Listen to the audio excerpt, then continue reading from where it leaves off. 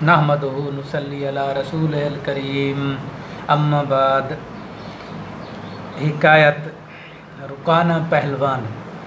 बनी हश्शाम में एक मुशरिक शख्स रुकाना नामी बड़ा ज़बरदस्त और दिलेर पहलवान था। उसका रिकॉर्ड था कि उसे किसी ने न गिराया था। वो एक जंगल में रहता था, बकरियां चराता था और बड़ा मालदार था।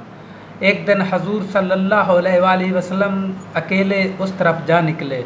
रुकाना ने आपको देखा तो आपके पास आकर कहने लगा, आए मोहम्मद, तू ही है वो जो हमारे बुतों की तौहीन और तहकीर करता है और अपने एक खुदा की बड़ाई बयान करता है।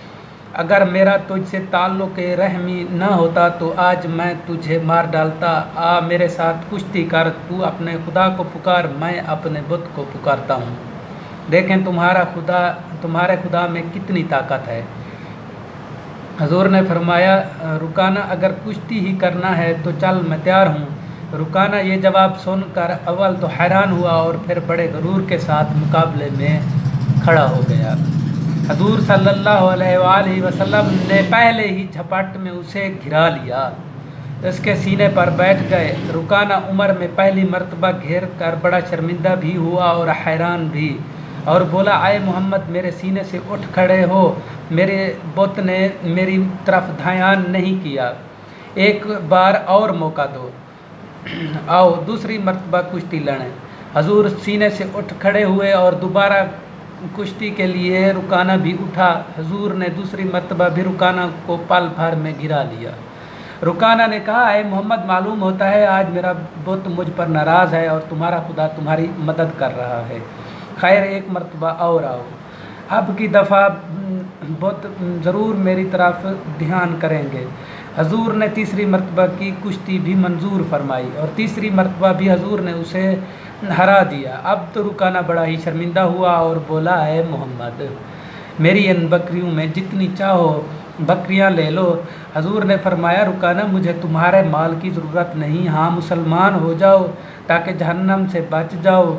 वो बोला, या मोहम्मद, मुसलमान तो हो जाऊँ मगर नफ्स झिझकता है कि मदीना और गिरदनवा की औरतें और बच्चे क्या कहेंगे कि इतने बड़े पहलवान ने शिकस्त खाई और मुसलमान हो गया।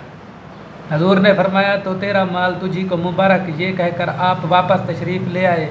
इधर हज़रत अबू बकर और उमर रज़ी अल्लाह अन्हा आपकी तलाश में थे और ये मालूम करके हजूर उस वादी की तरफ तशरीफ़ ले गए हैं।